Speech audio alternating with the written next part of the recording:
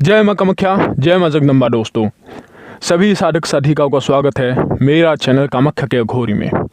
सबसे पहले आप लोगों को आज दीपावली की सभी को हार्दिक शुभकामनाएं। माता सभी को सुख समृद्धि दे, माता काली आप लोगों को। और अभी जो आप लोगों को मैं साधना बताने जा रहा हूँ ये शुभ अवसर में दीपावली के लिए, तो ये बहुत एक अलग अनोखा साधना होगा। और उसको शुरू करने से पहले आप लोगों को मैं बताना चाहता हूँ, कुछ लोगों का सवाल था कि गुरुजी इतने दिन आप कहाँ से थे और कहाँ पे थे और आप लोग का आपका वीडियो क्यों नहीं आया। तो आप लोगों को मैं बता देता हूँ कि एक मैं साधना में लगा हुआ था, तो सभी को बता देता हूँ। वो साधना एक महाकाली का सिद्धि का था, ठीक है, काली भी बोल सकते हो, जो भी है। तो काली का सिद्धि का एक साधना था जिसमें उसका जो अनुभव है, तो थोड़ा सा यहाँ पे क्या हो गया कि एक चीज मेरे को भूल हो गया, ठीक है। उसके बाद भूल होने के बाद उसका जो काली है वो थोड़ा सा क्या हुआ था कि पीछे लगा हुआ था, इतने समझ लो, ठीक है। उसका कुछ दुष्प्रभाव मेरे साथ हो रहा था और वो दुष्प्रभाव आप लोग के दादा गुरुजी के ऊपर भी चल रहा था, क्योंकि बोला गया है कि जब कोई गुरु शिष्य को बनाता है, गुरु और शिष्य एक हो जाता है, ठीक है। तो उसके बाद क्या हुआ कि वो जो चीज़ है मैंने सोचा नहीं था कि ऐसा चीज़ होगा, ठीक है। हर बात तो मेरे को पता था उस दिन, मतलब उस चीज़ को मैं बंधन करना भूल गया, ठीक है। तो बिना बंधन के मैं चल पड़ा और मेरा शरीर भी बंधन नहीं था और ना ही किसी चीज़ों का मैंने आह्वान करके अपने पास रखा था। तो आखिर में क्या हुआ कि मैं कुछ पूजा का सामग्री लाने के लिए पहाड़ी के नीचे गया मंदिर के। तो वहाँ पे जैसे ही आप लोग के दादा गुरुजी था, तो ऊपर क्या है उस दिन बारिश दे रहा था बहुत ज़्यादा। तो आप लोग के दादा गुरुजी भी निकल हुए थे कि मंदिर का पूजा करेगा, नहा धो के आए रहे थे। तो उसी में उनका पैर फिसल के वो गिर पड़े, ठीक है। तो उसके बाद क्या हुआ, उनका स्वास्थ्य भी पहले ऐसा नहीं था, क्योंकि उनका भी उम्र हो चुका है। तो उसके बाद उनको अस्पताल में भर्ती करना पड़ा और उनके थोड़ा पैरों में चोट आ गया। बस माता का आशीर्वाद है और आप लोगों का प्यार है कि अभी वो स्वस्थ है, सही है, ठीक ठाक है। बस डॉक्टर ने उनको आराम के लिए बोला है, तो आराम भी कर रहा है। और ऊपर से जो दोष था वो मेरे को समझा दिया है और मैंने उसका निवारण कर लिया है। और सिद्धि भी आप लोगों के क्या है, आप लोगों के प्यार से, माता के आशीर्वाद से मेरे को मिल चुका है, उसका काम हो चुका है।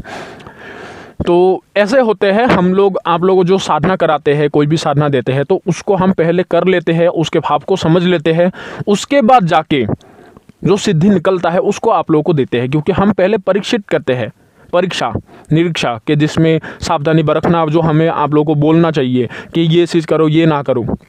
तो ये चीज़ गुण होते हैं।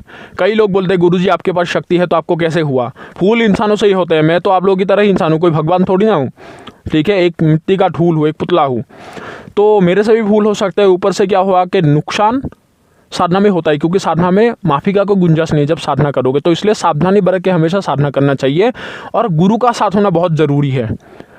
बिना दीक्षित हुए, बिना गुरु के कोई भी साधना करने के लिए जाओ, नुकसान होगा, उसके सिवाय सिद्धि तो हासिल नहीं होगा, जान खो बैठोगे, ठीक है। और कहाँ से, कौन से माध्यम से तुम्हारा नुकसान हो जाए वो तुम सोच भी नहीं पाओगे। तो उसी प्रकार ही ये भी बात आप लोग याद रखो। तो उसके लिए क्या हुआ, मैं अस्पताल में था तो थोड़ा सा देर हो गया, ठीक है, आप लोगों को साधना बताने के लिए। और रही बात लोगों के ट्रांसफ़र की, जो लोग बहुत ज़्यादा चिल्ला रहे हैं, ठीक है, और कुछ लोग जो मेरे को अच्छे से बात कर रहे कि गुरुजी ट्रांसफ़र क्या हुआ। आप लोगों को कुछ किसी का काम मैंने कर दिया था और थोड़ा बहुत रह गया था। जिन लोगों का रह गया है तो इस हफ्ते के अंदर अंदर आप लोग का वो चीज़ें उठा जाएगा, ठीक है। कम से कम आप सभी लोग जो अभी ट्रांसफ़र के लिए आए हो, कभी मेरे पास अभी आप लोग 11 लोग हो, तो 11 लोगों में से 3 लोग निकल चुके हैं, क्योंकि ये हादसा होने से पहले उन लोगों का काम उठ गया, तो वो लोग उठ चले गए, ठीक है। और बाकी जो रहे बचे आप लोगों का ये 8-9 लोग, तो वो लोगों का भी काम जल्दी से हो जाएगा, ठीक है। आप लोग चिंता ना करो, मैं कर दूँगा। तो अभी बढ़ते हैं साधना के विधि की ओर के। हाँ, और एक बात बताना भूल गया कि मैंने 3 लोगों को मैसेज करके बता चुका हूँ, आज रात वो तीनों तैयार रहना, ठीक है। क्योंकि आज आप लोग को उसका जो ट्रांसफ़र है वो करके दिया जाएगा, क्योंकि आप लोगों का समय कुछ ही शेष था, वो मैंने पूरा कर दी है।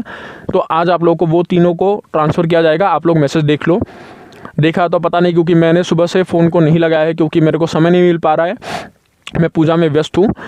तो अभी आप लोगों को विधि बताता हूँ कि शक्ति का नाम क्या है और ये शक्ति क्या क्या है, कैसा चीज़ है।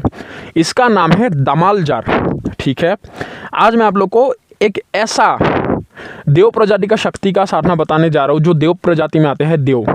जो काला देव का साधना डाला था वो हो गया मुस्लिम पद्धति से होता है उसका नियम विधि विधान, ठीक है। लेकिन ये जो होगा ये हिंदुओं की पद्धति से होता है और हमारे हिंदुओं में ही आता है ये साधना, ठीक है। तो इसका नाम है दामाल जार। और ये शक्ति क्या है, कहाँ पे रहता है, वो मैं बताता हूँ, और इसका विधि विधान कैसे किया जाता है, कितने दिनों में होते हैं वो भी, ठीक है। तो बढ़ते हैं विधि की ओर। सबसे पहला ज़रूरी है कि इसका दिन कब से शुरू किया जाएगा। देखो, शुक्ल पक्ष के किसी भी मंगलवार से आप लोग शुरू कर सकते हो इस साधना को, शुक्ल पक्ष के, ठीक है। उसके बाद दूसरा समय होता है कोई सा भी अमावस्या के दिन से। ये 2 दिवस से आप लोग इसका साधना करोगे। स्थान क्या होना चाहिए, स्थान 2 होगा। एक तो होगा पीपल के पेड़ के नीचे, दूसरा होता है बरगद के पेड़ के नीचे। ये दोनों जगह में ही ये दामाल जार रहता है और वास होता है इसका। लेकिन ऐसा नहीं कि कोई भी मंदिर में पेड़ मिल गया तो वहाँ पे बैठ गए। कोई भी शमशान में होगा, उजाड़ जगह में होगा, अकेले जगह में है जहाँ पे लोगों का बसेरा ज़्यादा ना हो, ठीक है। कोई हादसा ही सुना होगा कि यहाँ पे अमुक चीज रहते हैं, यहाँ पे जगह खतरनाक है, तो ऐसे ही जगह में वो रहना पसंद करते जहाँ पे लोगों का आना जाना ना हो, ठीक है। खेत में भी हो सकता है, अगर दूर लोगों के घर जनबसती से दूर है तो ऐसे भी जगह में हो सकता है उसका वास, ठीक है। तो ऐसा पेड़ का लेना है जो घर के आसपास है, लोग ज़्यादा आते जाते रहते हैं, उसके आसपास जगह का नाम, ठीक है। थोड़ा सा दूर हो ऐसे जगह में उसका साधना होता है। उसके बाद होगा कि इस विधि विधान को आपको करना क्या है। रात्रि के आपको उस पेड़ के पास 12 बजे पहुंचना है, एकाधिक सिरा 12 बजे उसके पास पहुंचना है, ठीक है। और याद रखना कि इसका जो साधना का विधान होगा वो आप लोगों का 9 दिन का विधान होगा। 9 दिन में ये शक्ति सिद्ध हो जाता है, किसी भी हालत में हो, ठीक है, किसी भी परिस्थिति में हो। लेकिन नया साधकों के लिए नहीं है। नया साधक के जो सौम्य साधना है वो करो, कोई भी जिन जिन्नात परी जो भी हो, प्रेत हो, कोई भी शक्ति का, वो साधना को पहले सिद्ध करो। जब इतना सा काबिल बन जाओ कि ऊपर लेवल के साधना में आ सको, तब इसका साधना करो, ठीक है। अगर किसी के ऊपर माता का विशेष कृपा है, आशीर्वाद है, 10 महाविद्याओं में से कोई भी महाविद्या का सिद्धि है, कोई भी शक्ति को सिद्ध करके रखा है तो बेशक करो, या फिर कोई भी शक्तिशाली सुरक्षा मंत्र आता है तो बेशक करो, ठीक है। लेकिन गुरु का आदेश हो, गुरु का मार्गदर्शन हो, तभी ये साधना करो। तो एकाधिक सिरा रात्रि के 12 बजे आप लोगों को उस पेड़ के पास पहुंचना है और साथ में कुछ सामग्री आप लोगों को लेके जाना होगा। सबसे पहला है सेंट का बोतल, ठीक है, जो इत्र हो, जो भी सुगंध हो, उस सेंट इत्र का बोतल आप लोग को लेना है, ठीक है। और दिशा कौन सा लेना है, दिशा आप लोगों के दक्षिण की ओर मुंह करके बैठना होगा। और जो मुंह करके बैठोगे वो पेड़ आपके सामने हो, ठीक है। पेड़ की ओर मुंह करके बैठना होगा, उसको पेड़ को पीछे रख के आप दूसरे तरफ मुंह करके ऐसा नहीं बैठोगे, पेड़ की ओर मुंह करके आप लोग को बैठना होगा जिसमें आपका दिशा दक्षिण की हो, ठीक है। ऐसे आपको पोजीशन में बैठ जाना है। पहला होगा एक इत्र का बोतल, ठीक है। दूसरा होगा इसमें एक लोहे का चाकू। लोहे के चाकू से आप लोग को सुरक्षा घेरा लगाना है। कई लोग क्या करते हैं कि स्टील का कोई भी एक चाकू ले गया, आलू काटने वाला, प्याज छिलकाने वाला, वो चाकू से नहीं होगा, सीधी सी बात है। एक नया चाकू लेना होगा जिससे कोई दूसरा चीज काटा ना गया हो, वो लोहे के चाकू होना जरूरी है। वस्त्र आप क्या करोगे कि अपने वस्त्र को खोल के सिर्फ थोड़ा सा ही एक काला कपड़ा ढकने के लिए बस वहाँ पे पहन लो, ठीक है, लेकिन बिना सिले हुए। बाकी शरीर में कोई भी कपड़ा नहीं होना चाहिए, ठीक है। कोई long pant, T shirt, kurta pajama ये पहन नहीं सकते, बस एक धोती के जैसा लुंगी की तरह आप पहन सकते हो, काले रंग का हो वो, ठीक है। उसके बाद जिस माला से जप करोगे वो माला आप लोग का होगा रुद्राक्ष का या फिर कमल गटले का। ये दोनों माला से आप लोग जप कर सकते हो आसानी से, ठीक है। और इस विधि को करने के लिए उसी विधि में ही एक माला को जागृत करने का विधि भी है। उसी विधि से ही आप लोगों को माला को पहले जागृत करके लेना होगा, ठीक है। पहले माला को सिद्ध करना होगा उस विधि से, दामाल जार का साधना करने से पहले। तो उसके बाद करना क्या होगा, जैसे माला आपने ले लिया, सामग्री क्या क्या लेना है कि एक हर दिन आप लोग को एक काला मुर्गा ले जाना होगा, ठीक है। और काला मुर्गे को हर दिन अपने पास रखना है बांध के, और उसका विधि आपको आखिर तक चलाना है ऐसे, ठीक है। तो सबसे पहले आप लोग लोहे के चाकू से एक घेरा लगा दो, और पहले ही बोला है कि घेरा बड़ा सा लगाना है, छोटा मोटा नहीं है, थोड़ा सा बड़ा लगा देना है। उसके बाद जो आप लोग का सेंट का इत्र का जो बोतल होगा वो चारों तरफ से छिड़क दो, शरीर में भी लगा लो। हर दिन एक नया ले लो, या फिर अगर वो बच जाता है तो अपने पास लेके आ सकते हो, कोई दिक्कत नहीं है। ख़त्म ही कर दो, थोड़ा एक छोटा सा 20-25 रुपये का बोतल ले जाओ हर दिन, तो थोड़ा सा छिड़क दो, थोड़ा सा शरीर में लगा लो। उसके बाद करना क्या कि मुर्गे को बांध के घेरे के अंदर रखना है, और उसके बाद चमेली या फिर सरसों के तेल से एक दीपक जला देना है, ठीक है। और जो दीपक जलाओगे उसमें पहला दिन क्या करना होगा, उंगली को छेड़ के, ठीक है, थोड़ा सा उंगली को छेड़ के उसका एक बूंद रक्त एक मंत्र को पढ़ के उस दिए के तेल में डाल देना है, ठीक है।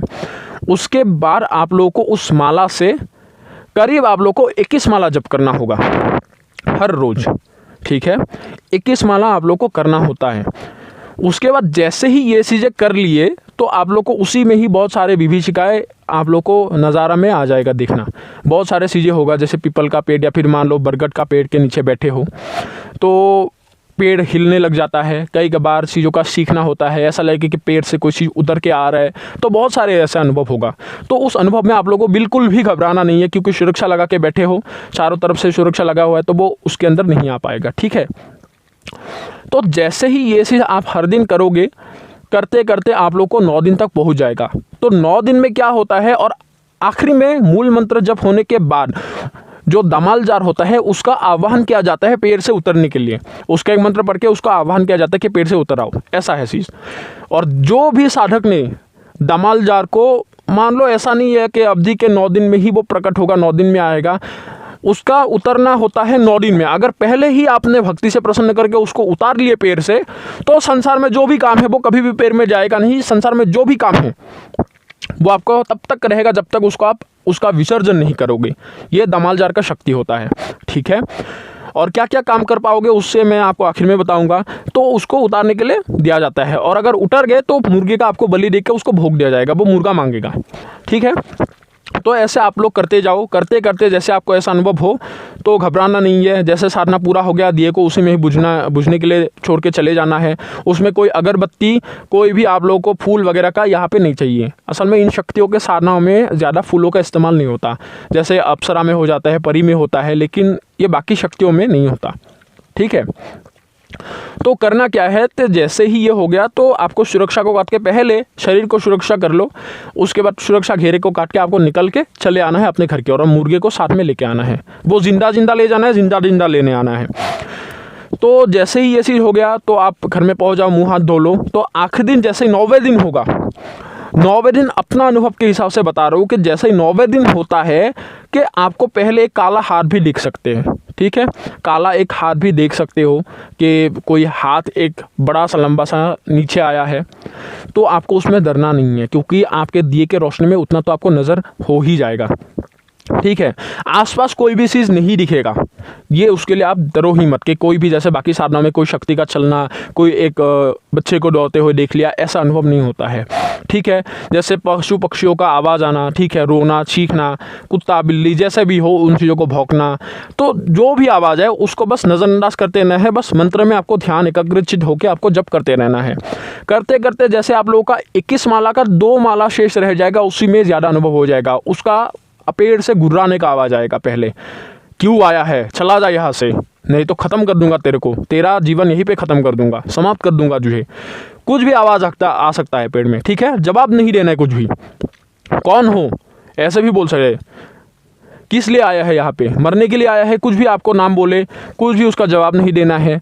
जैसे ही आखिरी माला में देखो, धीरे धीरे पैर हाथ नज़र आना शुरू हो जाएगा, और वो पेड़ से ही उल्टा होकर वो चलते चलते आपके सामने वो प्रकट हो जाएगा, जो दमाल जार है। उसका स्वरूप देखने के जैसे ही देखोगे तो स्वरूप देखने में क्या होता है कि लंबे लंबे उसके बाल होते हैं, और नाखून उसका निकला हुआ होते हैं, और पैर उसका उल्टा होता है। ये याद रखना, सबसे ज़्यादा बड़ा गुण है पैर उल्टा होना। जैसे चुड़ैल का होता है पैर, तो दमाल जार का भी क्या होता है, पैर उल्टा होता है, ठीक है। और दमाल जार का एक बात है कि वो उसका शरीर इतना बड़ा होता है कि उसका पैर थोड़ा सा नीचे दब जाता है। जैसे सूर्यक्ष दैत्य हो गया, कोई भी दैत्य के साधना में होते, उसी प्रकार इसका पैर दब जाता है थोड़ा सा ज़मीन में। आप देखना कि उसका पैर दब गया होगा, तो वो इतना शक्तिशाली होता है। तो जैसे ही आ गया तो आपको बता देगा, मैं तेरे भक्ति से प्रसन्न हूँ, कौन हो तुम, क्या चाहते हो मुझसे। तो बोलना है कि उनको प्रणाम करना है कि हे बाबा या फिर हे ठाकुर, मेरा प्रणाम आप स्वीकार करो। तो बता देगा, बता क्या इच्छा है तेरा। तो बोलना है कि मैं आपके समस्या को जैसे साधारण चीज़ों बताते हो कि मैं आपको अपने पास रखना चाहता हूँ, कृपया आप मेरा साथ रहने की कृपा करें, मेरे ये समस्या है, इन कामों में मेरा साथ दो, और दुनियादारी के कामों में जो मेरे को हर कामों में ज़रूरत है तो आप उस ज़रूरत को पूरा करो, ठीक है। तो बता देगा कि ठीक है, मैं तेरा इच्छा को पूरा करूंगा, लेकिन समय के हिसाब से मेरा भोग भी तुझे देना होगा, ठीक है। और वो जो भोग है वो निर्णय वो खुद करेगा, ठीक है। और उसके बाद बोलेगा कि मेरे को पहले मुर्गा दो, ये बात करने के बाद वो सीधा काट मारेगा उसमें, ठीक है। वो ये आपको मुर्गे के लोभ में बोलेगा, लेकिन पहले वो मुर्गा मांगेगा कि पहले मुझे मुर्गे को दो, अर्थात या फिर पहले मेरे को भोग दो। तो उसी में आप लोगों को बोलना है कि मैं आपको भोग दूंगा, ये भोग आपके लिए है, मैं आपके लिए ही लाया हूँ, लेकिन पहले आप मेरे को वचन दो। तो तब दमालजार फंस जाएगा और आपको तब पूछेगा, बता क्या तेरे को वचन चाहिए, ठीक है। तो आपको दमालजार से 5 वचनें बनवाना होगा, ठीक है। यूँ तो 6 होता है, 6वें वाला की कोई ज़रूरत नहीं होता है, 5 वचन आपको उसमें मान लेना है। और जो 5 वचन लेना है वो वचन के साथ एक उससे वस्तु मांगा जाता है, जो वस्तु यहाँ पे नहीं बोला जाएगा, क्योंकि ये दमालजार का ऐसा साधना नहीं है जो किताब में कोई पुस्तक में आपको लिख कर मैं आपको वहाँ पे बता रहा हूँ, क्योंकि ये चीज़ों के ज़रिए बताया गया साधना है जो गुरुमुखी है एक, और मैं अपने शिष्य को ही बताऊँगा, ठीक है। तो ये पब्लिश करने वाला कोई चीज़ है नहीं। तो कई लोग क्या करते हैं कि इस चीज़ को सुन के कई अपना भी बता देगा कि ऐसे करो, उन लोगों को विधि विधान पता ही नहीं है।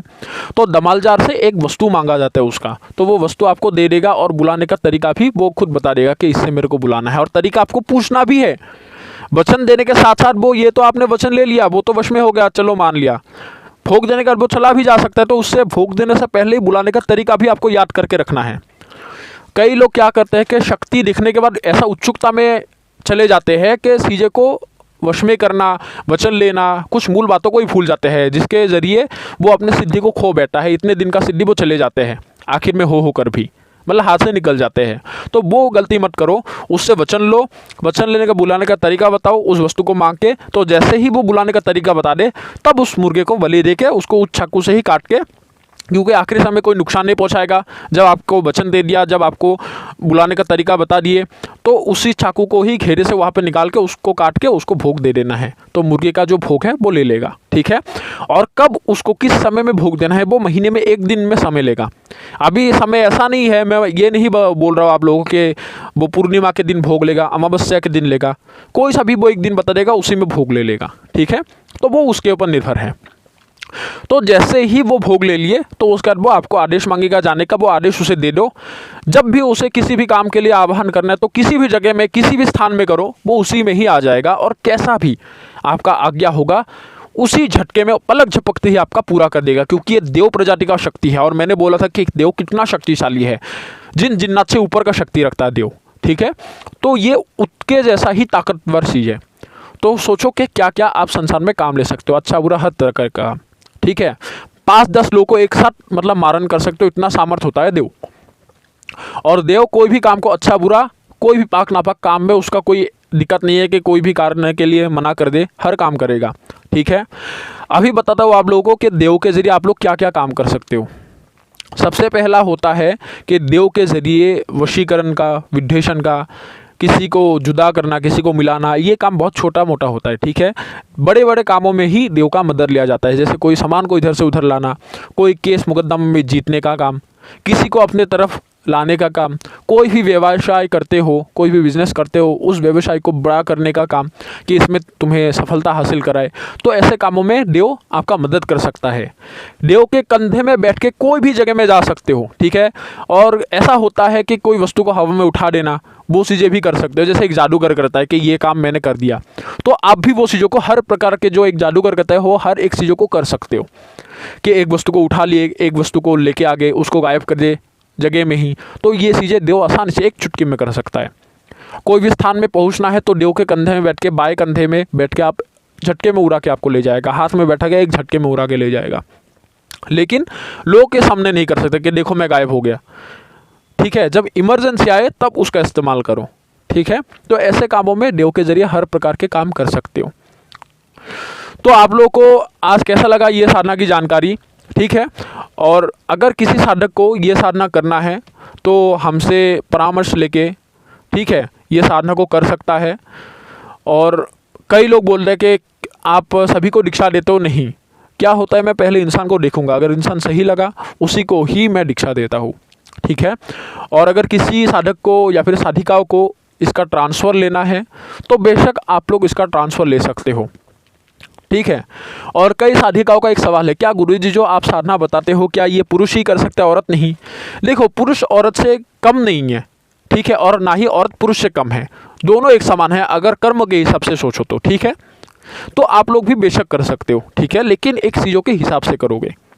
कोई भी काम पुरुष जितना कर सकता है औरत भी उतना ही कर सकता है, क्योंकि औरत के वजह से ही आज पुरुष जाति जीवित है, जिंदा है या फिर जन्म लेते हैं। अगर औरत ना हो तो पुरुष का कोई मतलब मोल नहीं है, ठीक है, और पुरुष भी होना बहुत ज़रूरी है। तो दोनों का होना ये प्रकृति ने ही बनाया है, तो ये किसी को भी ऐसा नहीं बोलना चाहिए कि औरत कमज़ोर है पुरुष कमज़ोर है, दोनों एक समान है।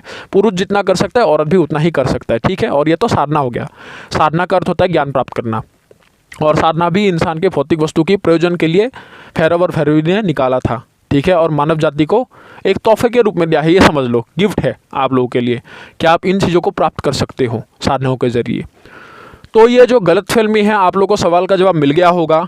और रही बात एक बात की कि इस चैनल को जितना लोग प्यार दे रहे हो वो चैनल को भी प्यार देते रहो, ठीक है। मैंने आप लोगों के लिए कुछ नहीं मांगा था। कई लोग बोल रहे हैं कि हमें निःशुल्क दीक्षा चाहिए, तो निःशुल्क दीक्षा के लिए आप लोग हमें खर्चा ना दे सको, ठीक है। जैसे दीक्षा का होता है, ये नहीं बोलूँगा कि फ्री में होता है। मान लो यहाँ पे कुछ सामग्रियों का आवश्यक होता है जिसमें अनुष्ठान करके गुरु मंत्र को सिद्ध करके दिया जाता है आप लोगों को, ठीक है।